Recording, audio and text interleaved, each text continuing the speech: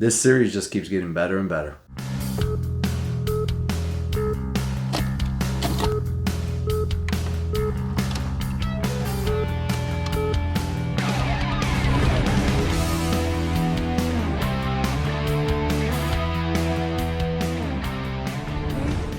What's going on, people? I'm Alex Thorn, and this is Thorn Theater. And I'm a rock and roller who in his downtime, not much downtime, but in his downtime, likes to watch movies while wearing a bandana. And this time I took it out to the theaters on the day that it came out, Scream 6. Me and my little guy went out there and we enjoyed it because here on this channel, me and him watched all 5 Screams. We even ranked them.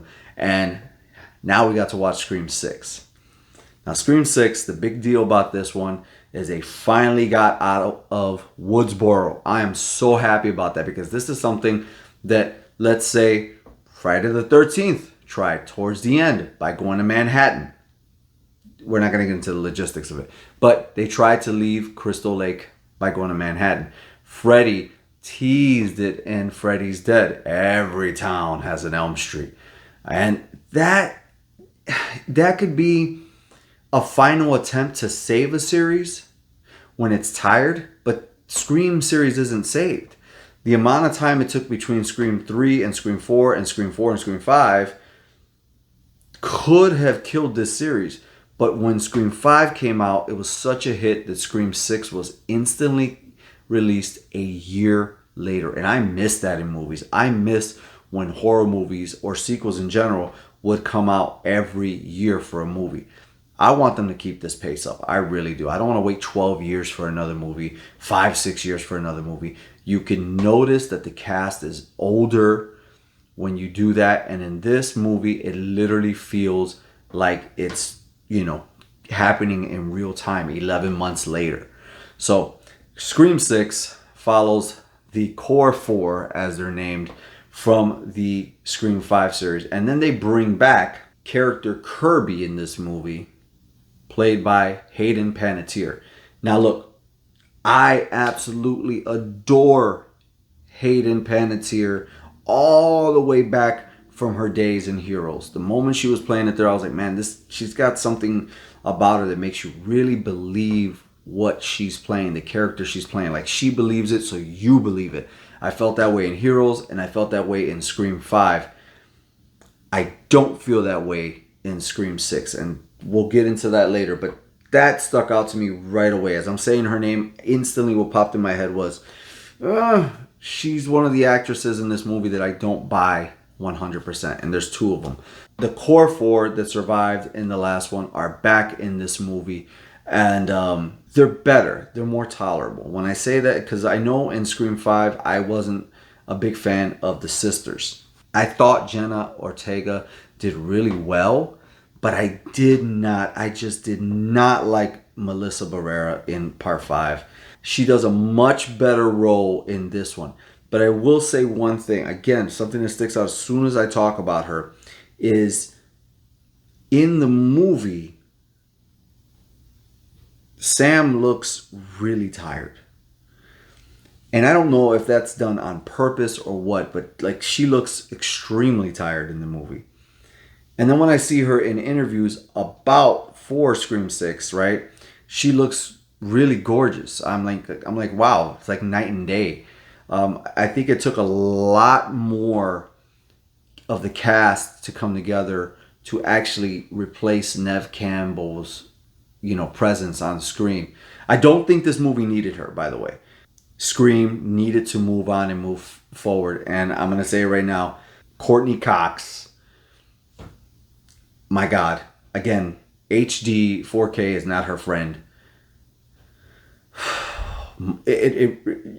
You could see so much of her plastic surgery on her face in this movie that on a big screen like that, I think she was the scariest thing to be on the screen. But beyond that, I don't think the character of Gale Weathers was needed in this movie. I don't think any original characters were needed. The new core 4 carry this. Now, as I was saying, I loved Jenna Ortega, and in this movie she does well. She's the little sister that Sam will not let go out of her sight because of the events in Scream 5.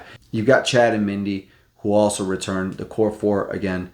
So Tara, Sam, Chad, and Mindy. And I gotta say it, I do not like Mindy at all. If there was one character in this movie that I wanted to see go away and never come back, it was Mindy's character. I do not like it. I didn't like it in 5. I don't like it in 6. She has even more prominent role. But nonetheless, let's get into Ghostface since I'm mentioning it.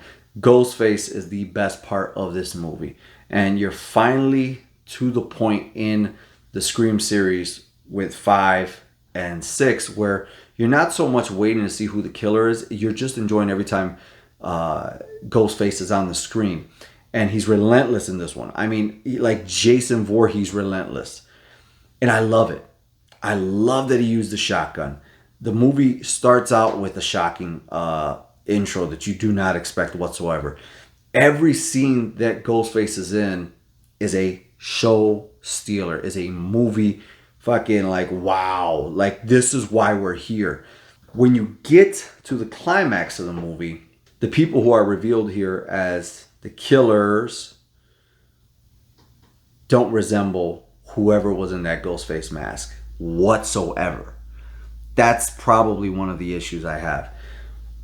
But overall, because this is a horror movie and it's supposed to be fun, it is a roller coaster ride that if you don't think about it too much, you have fun with. So let's get to it. Where does Scream 6 lie on the bandana rating system? Scream 6 is going to get 3 bandanas out of 5. You know, I think I enjoyed the climax to Scream 4 the most out of the entire series, and I think I enjoyed Scream 5 as a whole more than anything since Scream 1. Let's not kid ourselves. Scream 1 is incredible.